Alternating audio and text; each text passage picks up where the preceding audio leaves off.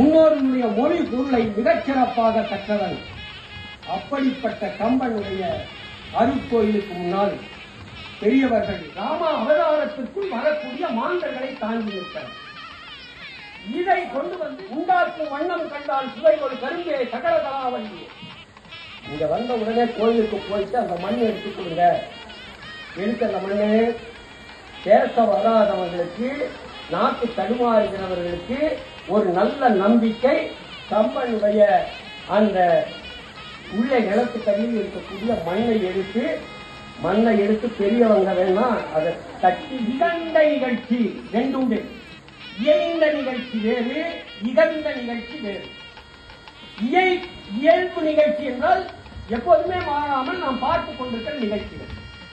இகந்த நிகழ்ச்சி என்றால் நாம் கருதியே பார்க்காதது போல் நடக்கக்கூடிய ஒன்று. ஒரு எடுத்துக்காட்டு திருமுறைக்குள் வருகிறது. திருஞான சம்பந்தருக்கு 3 அகவையிலிருந்து 5 அகவை வரையிலும் இருக்கிற காலகட்டத்தில் தான் மங்கையர்க்கரசியார் திருஞான சம்பந்தரை தனிச்சிறப்பு என்னென்றால் அந்த இயற்கை கடந்த ஒரு நிகழ்ச்சி. எருமை மாடுகளுக்கு அப்படித்தான். அவைகள் கன்றுகளை நினைத்து தாமாக பால் சுரந்தன. அந்த பால் ராமாயணத்தை அடிப்படையாக கொண்டு எழுந்த நூல்கள். பௌத்தத்தில் இருக்கிறது, சமணத்தில் இருக்கிறது, பிற மொழிகளில் இருக்கிறது, வெளிநாட்டில் இருக்கிறது. ஆனால் முழுமையாக இல்லை. அவை ஏதோ 1-2 பாத்திரங்களை தாங்கிக் கொண்டு இருக்கிறது. பரதாயனம், சீதாயனம், தொல்காப்பியம்தான் உயர்ந்த நூல். தொல்காப்பிய சூத்திரம் தான் சிறந்தது. தொல்காப்பியம்தான் எழுத்து சொல் பொருள் என்று சொல்லுகிறார். அத்தகைய தொல்காப்பியரே முன்னோரினுடைய பொருளை போல, அவர்கள் சொன்னது போல என்று எழுதுகிறார். வள்ளுவருக்கு நாம் சிறப்பு சேர்க்கிறோம். வள்ளுவர் 3 குறட்பாக்களில் ஒன்று சொல்ல வருகிறார். யாம் அறிந்தவற்றுள், இல்லைங்களா? யாம் அறிந்தவற்றுள் என்ன பொருள்? வள்ளுவருக்கு தண்ணீர் இல்லாமல் படிக்க முடியாத ஒரே ஒரு பாத்திரம் யாருன்னா தனக்கென்று ஒன்றுமே இல்லை. நீக்கோட வாழ்க்கை நிறுத்தி இருந்து நான் வளர்த்து பிள்ளை போர்க்கோளம் போக விட்டார் போய்விடாது என்று போகிறேன். செஞ்சோற்று கடன் கழித்தவன், செஞ்சோற்று கடன் கழித்தவன். அப்போ அப்படிப்பட்ட கும்பகரன் வந்து சொல்லுகிறார். உடனே சொன்னான். அது தூங்க போற போது தனக்கு கடந்து விசாரணை செய்தி என்று சொல்லிட்டு போற பேசாம விட்டுருங்க. தூங்கி முடிக்கிறான். எழுதுறாங்க போறது எழுந்த உடனே வந்ததோ வந்ததோ தானே துயரங்களும் தீர்ந்ததையோ நம் பிள்ளை எல்லாம் போக போகிறது என்று சொன்னான். அதுக்கு திருப்பி சொன்னவர்கள் வந்து கும்பகரனை பார்த்து மாணவர்கள்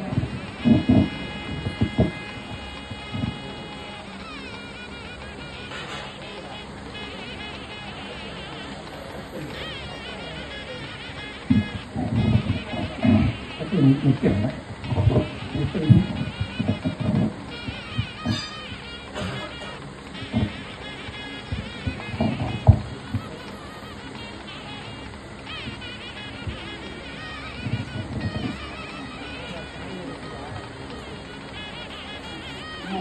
ராவணன். அப்ப ராவணனை கம்பன் காதுபடம் பாராட்டுறது சரிதானோன்னு எனக்கு தோணுச்சு. ஐயா வாங்க. இருக்கிற கம்பன் அறநிலை காரைக்குடியினுடைய தலைவர் எஸ்என்எஸ் பெரியண்ணன் அவர்கள் வாழ்த்துரை வழங்குகிறார்கள்.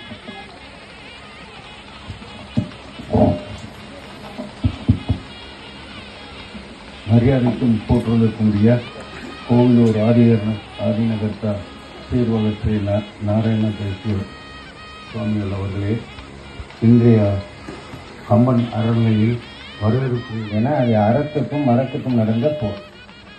அதனால அவன் அந்த சந்திரகாச வாளை பயன்படுத்தித்தான் ஜடாவை வீழ்த்தான். அப்பதான் அவனுடைய வீழ்ச்சியின் ஆரம்பம். ஏன்னா ஒரு பெரிய வரம் அவனுக்கு தற்காப்புக்காகவும் நன்மை செய்வதற்காகவும் கொடுத்த வாழ். ஒரு அறத்தை காப்பதற்காக அந்த போரையை அவன் பயன்படுத்தியிருந்தால் தப்பில்லை. தீரையை கடத்துவதற்கு யார் தடுக்கிறார்களோ அவர்களை கொள்வதற்கு பயன்படுத்துகிறார். அது அறத்துக்கு மீறிய செயல். அதனால அது முதல் வீழ்ச்சி. அது அவன் தப்ப தெரியல. அதுக்கப்புறம் சீதையை கொண்டு போனான். பிற விஷயங்கள் எல்லாம் நடக்குது. கடைசியா அவன் இறக்கும்போது மண்டோதரி என்ன சொல்ற, இது இந்திரஜித் சாகும்போது அவன் சொல்ற அமிர்தம் போன்ற நஞ்சு இது அப்படின்னு சொல்ற. அது மண்டோதரிக்கு தெரிகிறது, ராவணனுக்கு தெரியல. ஒன்று, அவங்ககிட்ட இருந்த அமைச்சர்கள் எல்லாம் அவனுக்கு ஆலோசனை சொல்றாங்க, எனக்கு தெரியாதான்னு கேட்கிறான். அந்த அகம்பாவம் கடைசி வரைக்கும் அவனை விடலை. அகம்பாவத்தின் காரணமாகத்தான் அவன் இருந்தான். அந்த அகம்பாவத்திற்கான காரணம் அவனுக்கு கிடைத்த வரல. இப்போ நாம் தற்காலத்துக்கு இதை பொருத்தி பார்த்தோம். இப்போ நாம் ராமாயணம் படிக்கிறதுனால இந்த நம்மக்கிட்ட இந்த வாள் இருக்கா இல்லையா இதெல்லாம் நம்ம பார்க்க வேண்டாம். தற்காலத்திற்கு நமக்கு ஒரு படிப்பு, அறிவு, பணம், இது மாதிரி எந்த ஒரு எக்ஸ்ட்ரா ரிசோர்ஸ் ஒன்று கிடைச்சாலும் அதனால் நாம் அடக்கமாக இருக்கோமா, பணிவாக இருக்கிறோமா, இல்லை அந்த ஒரு எக்ஸ்ட்ரா ஒரு ரிசோர்ஸ் கிடைச்சதுனால நம்ம அகம்பாவம் ஆகிறோமா அப்படின்னு பார்த்தா பெரும்பாலும் அகம்பாவம் தான் வருது. அந்த அகம்பாவம் இருந்தால் அப்போ நம்ம நாம் ராவணனாக ஆகிக் கொண்டிருக்கிறோம் அப்படின்னு புரிஞ்சுக்கணும். நாம் ராவணனாக ஆகக்கூடாது, நம்மை சேர்ந்தவர்களும் ராவணனாக ஆகக்கூடாது அப்படின்னா முதல்ல நம்ம பெற்றுக்க வேண்டியது பணிவு. அந்த எல்லாருக்கும் நன்றாம் பணிதல் அவருக்கு உள்ளும் செல்வர்க்கே செல்வம் தகைக்குன்னு திருக்குறளில் சொல்லியிருக்கிறது. நாம் பயன்படுத்த வேண்டிய ஒரு மிக உன்னதமான ஒரு குறள். அதனால் ராவணனுடைய வாழ்க்கையும் அவன் சீதையை கடத்தினா அவன் பண்ணது தப்புங்கிறதெல்லாம் விட எத்தனையோ முறை எத்தனையோ பேர் சொல்கிறாங்க நீ விட்டுரு அப்படிங்கிறாங்க. அவனுடைய அகம்பாவம் ஒன்று தான் அவனை வீழ்த்தியது. அந்த அகம்பாவ வீழ்ச்சிக்கு முதல் படி அவன் அவனுடைய ஈகோவை முதல்ல அழிக்கிறாரு ராமன். எப்படி எல்லா ஆயுதங்களும் நிராயுதபாணியாக நிற்கும்போது இங்கு போய் நாளை வான்னு சொன்ன அன்றைக்கே அவன் செத்து போயிட்டான். எப்போ அவனுடைய சூப்பர் ஈகோ அஃபெக்ட் ஆகிருச்சோ அப்புறம் அடுத்த நாள் போர் புரியுதுங்கிறது சிம்பாலிக், அவ்வளோதான். அதனால் முதல் நாள்லேயே அவன் இன்று போய் நாளை வான்னு அவர் சொன்னோடனே அவனுடைய ஈகோ செத்த உடனே அவன் செத்ததுக்கு சமம். ஆக நாம் புரிந்து கொள்ள வேண்டியது இன்னைக்கு நடக்கிற போர்களுக்கும் எல்லாவற்றுக்கும் காரணம் தனி மனித அகம்பாவங்கள் தான். அது நாட்டுக்கும் சரி வீட்டுக்கும் சரி அந்த அகம்பாவம் நல்லது இல்லை. அதை எல்லாரும் புரிந்து கொள்ளணும். அதற்காகவாவது கம்பராமாயணம் படிக்கணும். ராவணன் கெட்டவன்னு மட்டும் ஒரு அடிப்படையாக விட்டுறாமல் அதில் உள்ள அடிப்படையவும் புரிந்து கொண்டு நாம் வாழ்க்கைக்கு பின்பற்றக்கூடிய பல விஷயங்கள் இருக்கிறது. நான் இன்னைக்கு ஒரு விஷயம் மட்டும் சொல்லியிருக்கேன். இந்த மாதிரி பல விஷயங்களையும் நாம் பின்பற்ற வேண்டும் என்று சொல்லி விடைபெறுகிறேன்.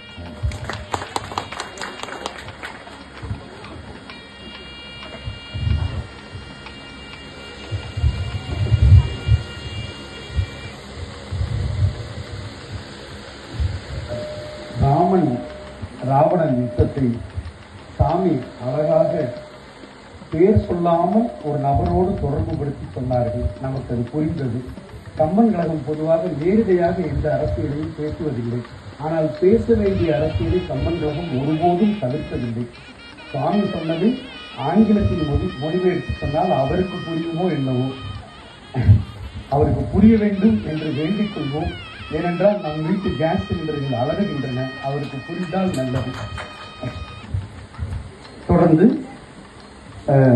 சிறப்புரையாற்ற செயலாளர் கோவை கம்பன் கழகத்தின் செயலாளர் முனைவர் முருகேசன் அவர்களை அழைக்கிறோம். அவர்களை பற்றி சில செய்திகளை என்னோடு பகிர்ந்து கொள்ள ஆசைப்படுகிறேன். அவர் ஒரு கல்லூரியினுடைய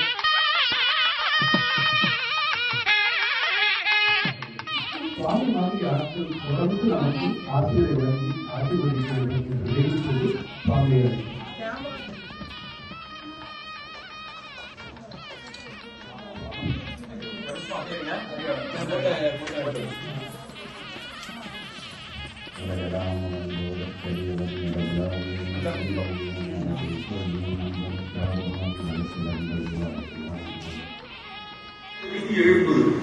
நான் தூங்கிட்டு இருக்கேன். இந்த வீட்டுக்கு எழுப்பு என்னோட கொடரியில பிடிச்சி கையை வச்சு என்ன பண்ணுது, போர்க்களத்தை நோக்கி தள்ளுது. ஆனால் போருக்கு போறேன், திரும்பி வரான்னு தெரியாது. ஆனால் செய்யணும்? நான் வராவிட்டாலும் சீதையை விட்டுட்டு சந்தோஷமா இரு. நான் வரவில்லை என்றாலும் சீதையை விட்டுட்டு மகிழ்ச்சியாக இரு. விதி நின்றது, பிடர் பிடித்து உந்தியது. வெற்றிவன் வருவேன் என்று நினைக்கிறேன். நான் தேசத்தில் நினைக்காத. விதி நின்றது, பிடர் பிடித்து உந்தியது. கொன்றுவன் நான் போய் அங்கே கொன்றினால் புலன்கொள் தேவியை நன்கு விடுக நாயகர். சீதை மட்டும் சந்தோஷமா இரு. கிளம்பி போயிட்டாங்க.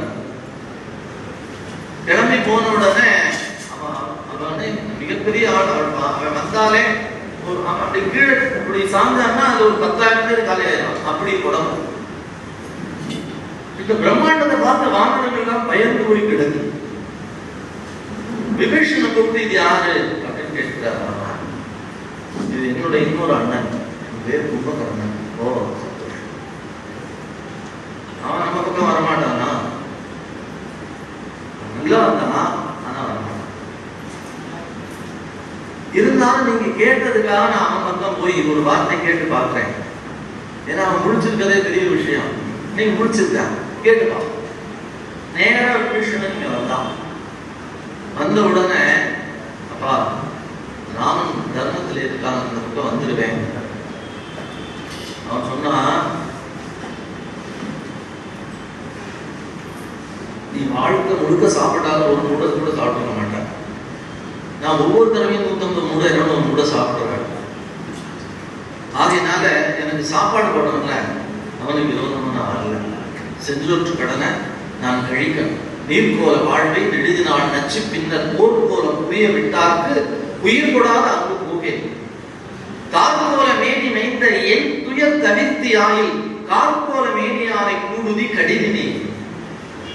அப்பா இங்க நிக்காத, இங்க நின்னாலே உனக்கு இந்த வைரஸ் புடிச்சிடும். எந்த வைரஸ்? அரக்கர்களுடைய தீய எண்ணங்கள் ஒரு பக்கத்துல வந்துடும். ஆயினால் தயவு செஞ்சு சீக்கிரம் அந்த பக்கம் போயிடும். நீ ராமன் எனக்கு ஒரே ஒரு வரம் மட்டும் வாங்கிதான். என்ன வரம் தெரியுமா? அவங்க சண்டை போடுற பொழுது ஒரு கால் நான் இழந்து விட்டால் என்னுடைய முகத்தை மட்டும் கடல்ல விட போடுச்சு. ஏன்னா ஏற்கனவே சூர்பனைக்கு மூக்கு எடுத்த சிந்தனை அவனுக்கு இருந்துகிட்டே இருக்கு. அவன் சொல்றான், மூக்கிலா முகம் என்று முனிவர்களும் அமரர்களும் நோக்குவார். நோக்காமையும் கணையால் என் கழுத்தை நீக்குவாய். நீக்கிய பின் நெடுந்தலையை கருங்கடலுள் போக்குவாய். இது நின்னை வேண்டுகின்ற பொருள் என்று சொல்லி எழுப்புது. நான் தூங்கிட்டு இருக்கேன், இந்த வீட்டுக்கு எழுப்புது. என்னோட கொடரியில பிடிச்சு கைய வச்சு என்ன பண்ணுது? போர்க்களத்தை நோக்கி தள்ளுது. ஆனால் போருக்கு போறேன், திரும்பி வரான்னு தெரியாது. ஆனால் நீ என்ன செய்யணும்? நான் வராவிட்டாலும் சீதையை விட்டுட்டு சந்தோஷமா இரு. நான் வரவில்லை என்றாலும் சீதையை விட்டுட்டு மகிழ்ச்சியாக இரு. விதி நின்றது, பிடர் பிடித்து உந்தியது. வெற்றிவன் வருவேன் என்று நினைக்கிறேன். நான் தேசத்தில் நினைக்காத. விதி நின்றது, பிடர் பிடித்து உந்தியது. கொன்றுவன் நான் போய் அங்கே கொன்றினால் புலன்கொள் தேவியை நன்கு விடுக நாயகர். சீதை மட்டும் சந்தோஷமா இரு. கிளம்பி போயிட்டாங்க. கிளம்பி போன உடனே அவன் மிகப்பெரிய ஆள். அவன் வந்தாலே அப்படி கீழே இப்படி சாந்தான்னா அது ஒரு 10,000 பேர் காலையாயிரும். அப்படி குடம். இந்த பிரம்மாண்டத்தை பார்த்து வானவர்கள் எல்லாம் பயந்து போய் கிடக்கு. விபீஷணனை கூப்பிட்டு இது யாரு அப்படின்னு கேட்கிறார். இது என்னோட இன்னொரு அண்ணன், பேர் கும்பகர்ணன். ஓ சந்தோஷம். அவன் நம்ம பக்கம் வரமாட்டானா? நல்லா வந்தானா? ஆனா வரமாட்டான். இருந்தாலும் நீங்க கேட்டதுக்காக நான் அவன் பக்கம் போய் ஒரு வார்த்தை கேட்டு பார்க்கிறேன். ஏன்னா அவன் முடிச்சிருக்கதே பெரிய விஷயம். நீங்க முடிச்சிருக்க கேட்டுப்பா. நேரா விபீஷணன் இங்க வந்தான். வந்த உடனே அப்பா ராமன் தர்மத்தில் இருக்காங்க, அந்த பக்கம் வந்துடுவேன். அவன் சொன்னா, நீ வாழ்க்கை முழுக்க சாப்பிட்டாலும் ஒரு மூடை கூட சாப்பிட மாட்டேன். நான் ஒவ்வொரு தடவையும் 150 மூடை 200 மூடை சாப்பிடுவேன். ஆகையினால எனக்கு சாப்பாடு போடுறதுல அவனுக்கு விரோதமா நான் வரல. செஞ்சொற்று கடனை நான் கழிக்கணும். நீர்கோல வாழ்வை நெடுதி நாள் நச்சு பின்னர் போர்க்கோலம் புரிய விட்டார்க்கு உயிர் கொடாத அங்கு போகேன். கார்கோல மேனி மைந்த என் துயர் தவிர்த்தி ஆயில் கார்கோல மேனியாரை கூடுதி கடிதினே. அப்பா இங்க நிக்காத, இங்க நின்னாலே உனக்கு இந்த வைரஸ் புடிச்சிடும். எந்த வைரஸ்? அரக்கர்களுடைய தீய எண்ணங்கள் ஒரு பக்கத்துல வந்துடும். ஆயினால் தயவு செஞ்சு சீக்கிரம் அந்த பக்கம் போயிடும். நீ ராமன் எனக்கு ஒரே ஒரு வரம் மட்டும் வாங்கிதான். என்ன வரம் தெரியுமா? அவங்க சண்டை போடுற பொழுது ஒரு கால் நான் இழந்து விட்டால் என்னுடைய முகத்தை மட்டும் கடல்ல கொண்டே போட்டு. ஏன்னா ஏற்கனவே சூர்பனைக்கு மூக்கு எடுத்த சிந்தனை அவனுக்கு இருந்துகிட்டே இருக்கு.